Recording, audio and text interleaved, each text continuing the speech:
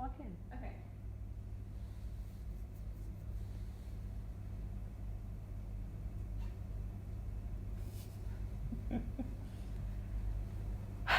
Hello, family. And friends. I am your daughter or sister or friend, Hannah. And to people out there, hello, meet my family. This is my mother, and this is my father. Then very quickly, from oldest to youngest, this is Sabina, Lucas, Janelle, Hannah, Catherine, and Erica. Don't worry if you've already forgotten their names. My mom literally named us, and sometimes she can't keep them straight. She'll be trying to call for us, and she'll be like, Catherine, Eric, Michael, no, Lucas, Hannah? Yes, Hannah. If you don't recognize the name Michael, that's the name of my mom's younger brother, who she hasn't lived with for about 30 years. But it's happened. So I did modeling. Well, my sisters and I signed up with an agency, and I eagerly awaited jobs. You see, I had been told my whole childhood that I was the most photogenic child ever. And like a fool, I believed them.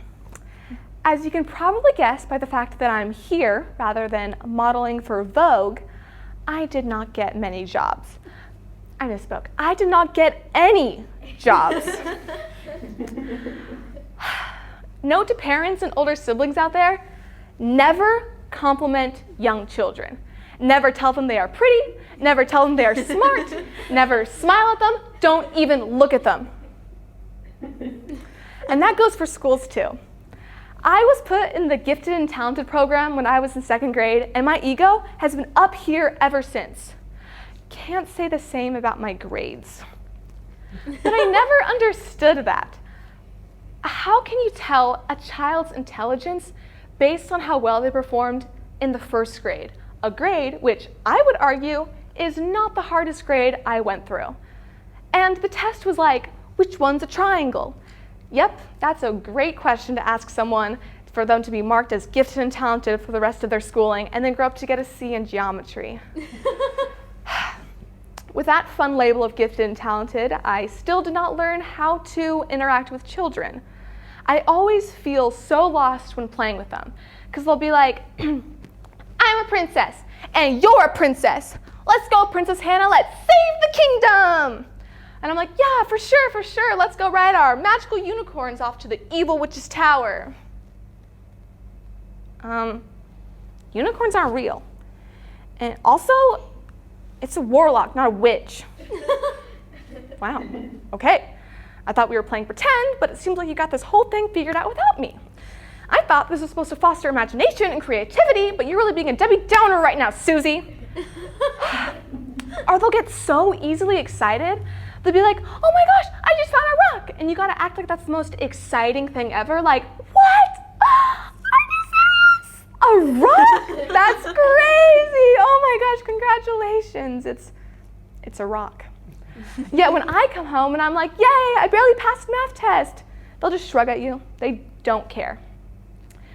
You know, come to think of it, I cried a lot as a little kid, and I don't even know why. Just the most insignificant thing would cause me to just lie on my bed, just a little 9-year-old having an existential crisis in her room. And it didn't help that my parents have this hilarious joke that whenever we say we're so, hungry that we're gonna die, they just look at you straight into your soul and say, someday, but probably not today. They say that to young children. Yep, parents out there, here's a freebie. Get your children questioning life and death at a young age. Start early. So I've been questioning my existence for quite some time, as you can imagine. My sister Janelle, on the other hand, is amazing at being around children. She has one of the personalities that I think make her one of the most interesting people to be around. She is an amazing singer, an amazing artist, and she always speaks her mind, which I really respect because that's something I've literally never been able to do. Someone can say something that I know for a fact is incorrect, And I'll just smile and be like, yeah, for sure, but like, no, but like, maybe, but like, it's not like that at all. She is so popular around small children. This is an actual conversation I had with my little sister Erica while walking to the bus. You know, Hannah, I'm just gonna be so sad when Janelle leaves for college. I'm so sad. But I've been thinking, and I don't think I'm gonna be that sad when you leave for college. Yeah, I don't think. But she didn't stop there. Hannah, I've been really thinking about it, and I think Janelle's my favorite sister. Yeah, I think Janelle's my favorite sister. That's basically what she did, just right here, right in my gut. Just hi, Hannah. I never loved you. She really thought it was that important to let me know that not only did she have a favorite sister, it wasn't me. But it's okay. I'm your favorite sister now, right, Erica?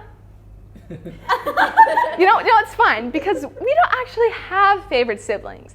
And even if we did, I'm sure Sabina or Lucas would have brainwashed us into thinking it was one of them. I mean, they are the oldest siblings. That's like what they do, right? You see, Sabina is 8 years older than me, and Lucas is 6 years older than me. So they left home before they found me interesting to talk to.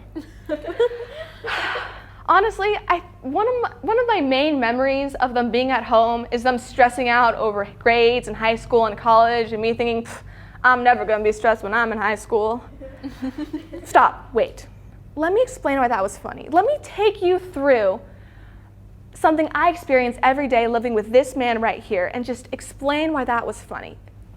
You see, I'm in high school right now, and I am stressed. Do you see the connection? You see the connection? I thought I wouldn't be, but I am. It's a thinker, I know. Anyways, Sabina is the oldest of our clan, and along with Lucas, they are kind, benevolent rulers.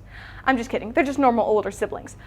But anyways, I could go on and on about the stress, the pressure, and the rules that must have been placed on them and what that could have done to their mental health, but I'm not here to talk about that.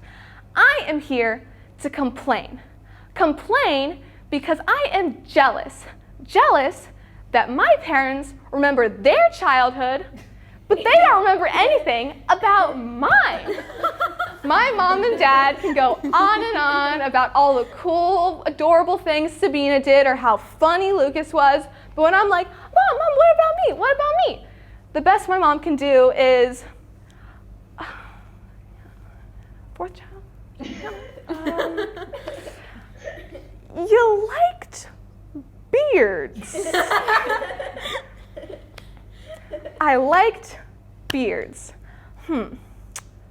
That explains a lot. Anyways, Valentine's Day. That's an exciting day, right? So last Valentine's Day, I got the day off of school. And do you want to know what I did with that extra bit of time on that very special day? I spent the day with my mom. Yes, it was a very exciting day. We took lots of pictures, we went to this garden, it was very nice. And we saw this wedding! Valentine's Day love, it's all there. And while my mom and I were sitting on the swing watching these wedding pictures be taken, we saw one lonely groomsman wander down to where we were seated. And right then, I knew in my heart that I must be in a rom-com. This man, let's call him Brad. This man, Brad, is best man at his best friend, Chad's wedding. Brad and Chad have been best friends for a while now, but Brad knows that Chad has a dark side. Brad is the only one in the world that knows that Chad is a secret squirrel murderer, but he swore to secrecy. Brad is just a fun-loving, innocent guy who's in love with a girl named Sheila. Sheila, the wife-to-be of Chad. Brad loves Sheila, and Brad loves Chad, and so it tears him apart to know that his best friend is marrying the love of his life. And here he sits on the swing, wondering if he should tell Sheila that Chad is a secret squirrel murderer, or whether he should live the rest of his life in misery.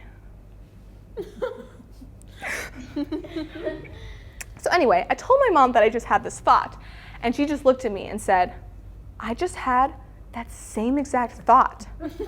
And that's when I knew my mom and I must be the exact same person, which is interesting because I can just look at her and just know my whole future. And I think that's a good thing because my mom is an amazing person. She is just so nice and sweet and kind, which makes it all the funnier to watch her have road rage. You see, my mom is from Texas, so we could be having the most pleasant, deep, kind conversation, then a motorcycle will swerve past us and she'll be like, hey, watch it, buckaroo. I hope you don't have any more blessings today. I'm sorry, that was too far. I'm so sorry. What were you saying, Sugar Dumpling? The interesting thing about my sister Catherine, on the other hand, is that she just randomly lies for no reason. I'll just be like, Catherine, what are you doing? And she'll just casually say, oh, I'm making cookies. And I'll be like, oh, sweet. You're not making cookies at all. She'd be like, I know, I'm making muffins. I'm like, why? I think I understand. I think I know why she does it though. I think there's just power in just lying for no reason. Obviously, you always hear that big lies will come back and hurt you and they're bad, but that's for big lies. Meaningless lies are just like there to provide power to you. Just imagine if you just ran up to someone random on the street and you're like, hey, I'm your daughter, 4 years in the future, and I'm here to tell you that in 3 days' time, an ostrich will become our supreme leader. And then you just run off into the distance. You would have power over them forever. I mean, I never believe anything Catherine says anymore, but the power. So, I'm a pianist, and that's not a lie. Kind of. My family owns a piano, to put it most accurately. I am so bad at piano, and people rarely believe me when I say that, because they're like, well, how long have you been playing? And well, I've been playing for 11 years, but I definitely have not been practicing for all 11 of those years. I think part of the reason why I've been playing for so long is because my parents have like a degree in parent guilt. I wish one of my children would continue playing piano. We spent so much money on lessons. Did I say that out loud? No, but I love piano, and I've always wanted to write my own music, but that's just too hard. So I was thinking, what if I just sort of take the music that I've already learned and have practiced and sort of just like switch up a few of the notes, you know? And I told my sister Erica this brilliant idea, and you know what you have to say? That's just called a mistake. Wow, Erica, that's actually called plagiarism? There's a difference. Who's made the mistake now? Finally, I want to tell you my favorite story of all time. My parents' engagement story. You see, my dad spent like all of his money on the fanciest date he could afford. He met my mom at the airport, they drove to dinner in a limousine, and he gave her flowers. He was the perfect gentleman. My mom, on the other hand, did not enjoy the date because she was there to break up with my dad. Yeah. I like to think it was the end of the day and they were sitting on a field and they were like, at the same time, can I tell you something? Oh, you go. No, you go first. Okay, I'll just go first. Will you marry me? I should have gone first. And do you know what makes it worse? My mom didn't even give him an answer that day. She just said, I'll think about it. Can you imagine how uncomfortable that walk home must have been after a proposal like that? So, good night. Sorry. Oh my. Yeah, so I'll catch you later. Maybe at the altar. I'm just kidding. But please. Obviously, my mom eventually said yes, as evident by them being here together rather than uncomfortably waving at each other from across the room, and I'm glad she did.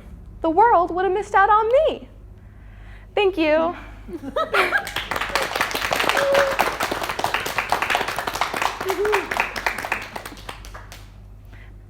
That's it.